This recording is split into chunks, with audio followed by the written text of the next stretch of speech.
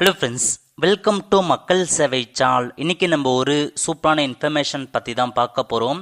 அதாவது SSC combined graduate level எக்ஸாமினேஷனுக்கு எப்படி online மூலமாக அப்ளை பண்ணுறதுன்னு தான் இந்த வீடியோ வந்து பார்க்க போகிறோம். இந்த வீடியோ ஸ்கிப் பண்ணாமல் ஃபுல்லாக பாருங்க. அது மட்டும் அல்ல, இந்த வீடியோ நிறைய பேருக்கு ஷேர் பண்ணுங்க. ஃபர்ஸ்ட் இந்த வெப்சைட் பண்ணிக்கோங்க. இந்த வெப்சைட்கான லிங்க்கை நான் டிஸ்கிரிப்ஷன் வந்து கொடுத்துட்றேன். ssc.government.in இதான் வந்து பார்த்தா அஃபீஷியல் வெப்சைட். ஓகே, எஸ்எஸ்சியில் சமீபத்தில் கம்பைன்டு கிராஜுவேட் லெவல் எக்ஸாமினேஷனுக்கான ஒரு வேலையை வந்து அறிவிச்சிருக்காங்க. கிட்டத்தட்ட 17,700க்கும் மேற்பட்ட வேகன்சிஸ் கொடுத்துருக்காங்க. இந்த வேலைக்கு நீங்கள் எனி டிகிரி முடிச்சிருக்கீங்க அப்படின்னா தாராளமாக அப்ளை பண்ணலாம். பல்வேறு பதவிகள் கொடுத்துருக்காங்க. இந்த வேலைக்கு யாரெல்லாம் அப்ளை பண்ணலாம், எக்ஸாம் எப்படி இருக்க போது, எந்த மாதிரி பதவி கொடுத்துருக்காங்க, இதை பற்றின மொத்த இன்ஃபர்மேஷன் நம்ம சேனலில் வீடியோ வந்து போட்டிருக்கோம். அதுக்கான லிங்க்கை நான் டிஸ்கிரிப்ஷன் வந்து கொடுத்துறேன். ஃபர்ஸ்ட் அந்த வீடியோ பார்த்துட்டு அதுக்கப்புறம் அப்ளை பண்ண ஸ்டார்ட் பண்ணுங்க. அப்போ தான் வந்து ஜாப் பற்றி புரிய வரும். ஓகே, இப்போ நீங்கள் ஆன்லைனில் அப்ளை பண்ணுறதுக்கு ஹோம் பேஜ் வந்துருங்க. இல்லை ஃபர்ஸ்ட்லேயே கொடுத்துருக்காங்க பாருங்க, குயிக் லிங்க்ஸ் கீழே அப்ளைன்னு அந்த ஆப்ஷன் நீங்கள் வந்து கிளிக் பண்ணால் போதும். ஸோ இப்போதைக்கு ஃபர்ஸ்ட்லேயே இருக்கு பாருங்க, கம்பைன்டு கிராஜுவேட் எக்ஸாமினேஷன் நேராக போயிட்டு அப்ளை அப்படின்ற ஆப்ஷன் நீங்கள் வந்து கிளிக் பண்ணீங்கன்னா நீங்கள் வந்து பார்த்தா லாகின் பண்ணுற மாதிரி இருக்கும். இந்த புதிய வெப்சைட் மூலமாக நீங்கள் அக்கௌண்ட் வச்சிருக்கீங்க அப்படின்னா யூசர் நேம் மற்றும் பாஸ்வேர்டு கொடுத்து லாகின் பண்ணி நீங்கள் அப்ளை பண்ணலாம்.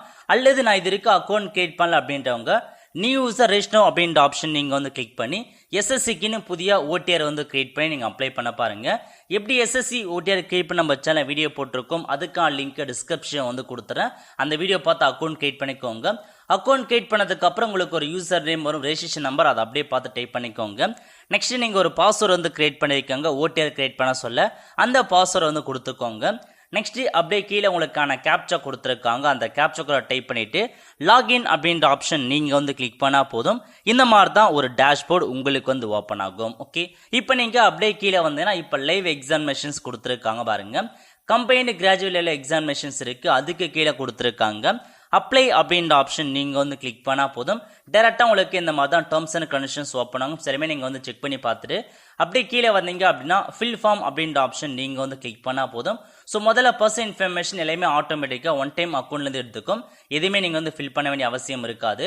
அதுக்கப்புறம் நெக்ஸ்ட் அப்படின்ற ஆப்ஷன் நீங்கள் வந்து கிளிக் பண்ணால் போதும்.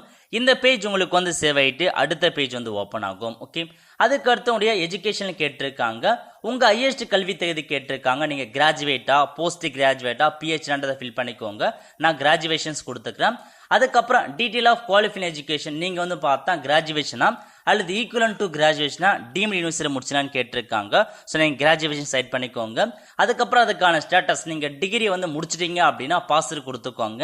இல்லை நான் வந்து பார்த்தா படிச்சுட்டு இருக்கேன், ஃபைனல் இயர் படிச்சுட்டு இருக்கவங்க அப்பியரிங் அப்படின்ற ஆப்ஷன் நீங்கள் வந்து செட் பண்ணுற மாதிரி இருக்கும். ஸோ பாஸ்னா பாஸ்வேர்டு அப்படின்ற ஆப்ஷன் நீங்கள் வந்து செட் பண்ணுங்க. ஓகே, இயர் ஆஃப் பாசிங் கேட்டிருக்காங்க. நீங்கள் டிகிரி வந்து எந்த இயரில் முடிச்சிங்கன்னு கேட்டிருக்காங்க. ஸோ எந்த இயரில் முடிச்சிங்களோ அதுக்கான இயரை நீங்கள் வந்து செட் பண்ணிக்கோங்க. ஓகே, அதுக்கப்புறம் நீங்கள் உங்களுடைய காலேஜ் வந்து எந்த யூனிவர்சிட்டியில் படிச்சீங்க, எந்த ஸ்டேட்னு கேட்டிருக்காங்க. தமிழ்நாடுனா தமிழ்நாடு அப்படின்னு நீங்கள் வந்து செட் பண்ணிக்கோங்க.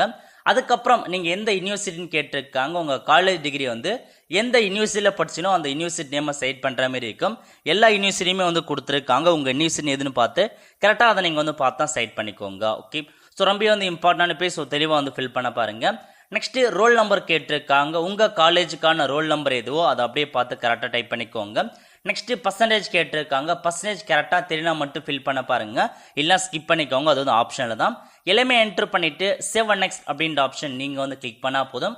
இந்த பேஜ் உங்களுக்கு வந்து சேவ் ஆகிட்டு அடுத்த பேஜ் வந்து ஓப்பன் ஆகும். ஓகே, இல்லை ஃபர்ஸ்ட் என்ன கேட்டிருக்காங்க, நீங்கள் எக்ஸ் சர்வீஸ் மேனாக இருக்கீங்க அல்லது சர்விங் இன் ஆர்ம்டு ஃபோர்ஸில் ஒர்க் பண்ணிருக்கீங்க அப்படின்னா எஸ் கொடுத்துக்கோங்க. இல்லைன்றவங்க நீங்கள் நோ அப்படின்ற ஆப்ஷன் நீங்கள் வந்து செட் பண்ணலாம்.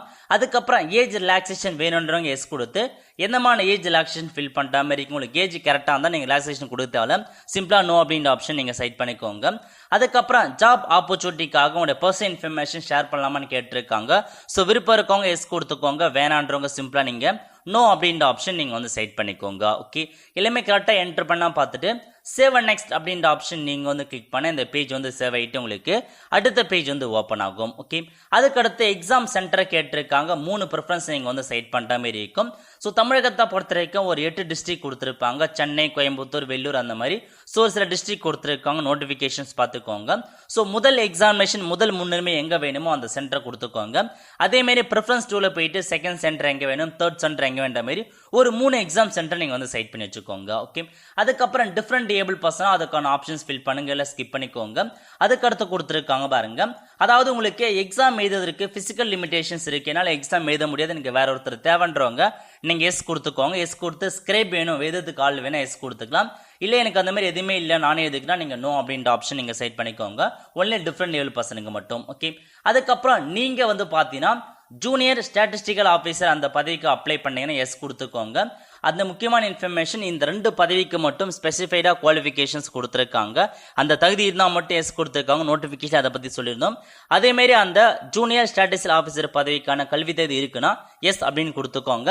அதுக்கப்புறம் ஸ்டாட்டிஸ்டிக்கல் இன்வெஸ்டிகேஷன் கிரேட் 2 இருக்கு பாருங்க, அந்த பதவிக்கு அப்ளை பண்ண எலிஜிபிள் இருக்கு அப்படின்னா எஸ் கொடுத்துக்கோங்க, இல்லைன்றவங்க நோ வந்து சைட் பண்ணுற மாதிரி இருக்கும். ஓகே, நோட்டிஃபிகேஷனில் கொடுத்துருக்காங்க பாருங்க, அதாவது இந்த ஜூனியர் ஸ்டாட்டிஸ்டிக்கல் ஆஃபீஸரை பொறுத்த வரைக்கும் டிகிரி முடிச்சுட்டு நீங்க 12th மேத்தமேட்டிக்ஸ் 60% மார்க் எடுத்திருக்கீங்க அப்படின்னா நீங்க தாராளமாக அப்ளை பண்ணிக்கோங்க. அல்லது நீங்க வந்து பார்த்தா டிகிரில one of the subject statistic வருதுன்னா நீங்க அப்ளை பண்ணலாம். இது 2 மட்டும்தான் அப்ளை பண்ண முடியும் அந்த ஒரு பதவிக்கு. அதே மாதிரி ஸ்டாட்டிஸ்டிக்கல் இன்வெஸ்டிகேட்டர் கிரேட் 2 இருக்கு பாருங்க, இதுக்கு வந்து டிகிரில வந்து ஒரு சப்ஜெக்ட் ஸ்டாட்டிஸ்டிக் வருதுனா மட்டும் அப்ளை பண்ணுங்க.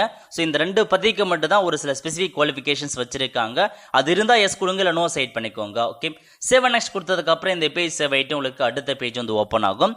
அடுத்த கட்டமாக உங்களுக்கான போட்டோ சிக்னேச்சர் கேட்டிருக்காங்க. போட்டோ பொறுத்த வரைக்கும் லைவா தான் நீங்க கேப்சர் பண்ற மாதிரி இருக்கும். கேப்சர் லைவ் போட்டோன்னு கொடுத்துருக்காங்க பாருங்க, அந்த ஆப்ஷன் நீங்க வந்து கிளிக் பண்ணி உங்க போன்லயோ அல்லது பிசிலயோ வந்து பார்த்தா லைவா நீங்க போட்டோ எடுக்கிற மாதிரி இருக்கும். ஆன்லைன் அப்லோட் கிடையாது.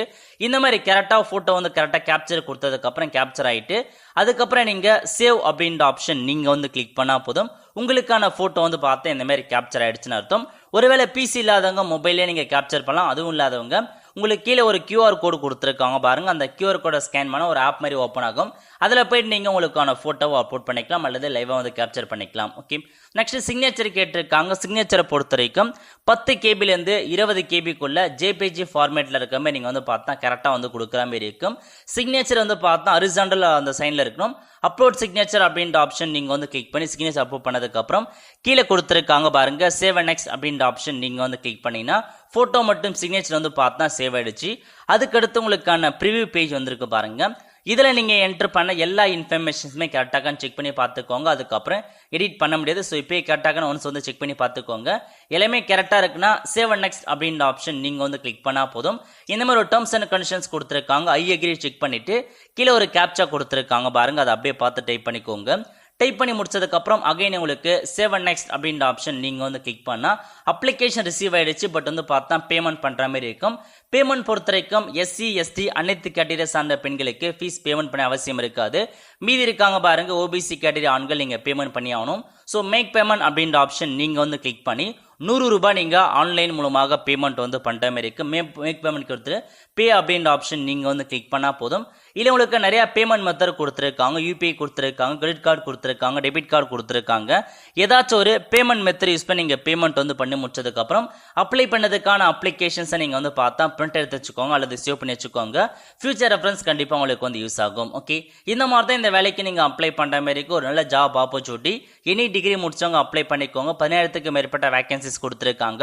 கண்டிப்பா வேகன்சியை பொறுத்த வரைக்கும் அப் டு 40,000 வேகன்சி மேல இன்க்ரீஸ் ஆகிறதுக்கான வாய்ப்புகள் இருக்கு. ஸோ கண்டிப்பா நிறைய பேருக்கு இந்த இன்ஃபர்மேஷன்ஸ் தெரியப்படுத்துங்க. முக்கியமான இன்ஃபர்மேஷன் ஜாப் பத்தின இன்ஃபர்மேஷன்ஸ் கொடுத்து நம்ம சேனல் வீடியோ போட்டிருக்கோம், லிங்க் டிஸ்கிரிப்ஷன் கொடுத்துறேன். அதை பார்த்து இந்த ஜாப்க்கான குவாலிஃபிகேஷன் தெரிஞ்சுக்கிட்டு அதுக்கப்புறம் அப்ளை பண்ண பாருங்க. ஆல் த ஃப்ரெண்ட்ஸ், கண்டிப்பா இந்த பிடிச்ச லைக் பண்ணுங்க. அது மட்டும் அல்ல, இந்த வீடியோ நிறைய பேருக்கு ஷேர் பண்ணுங்க. அடுத்த ஒரு நிலையில சந்திப்போம். நன்றி, வணக்கம்.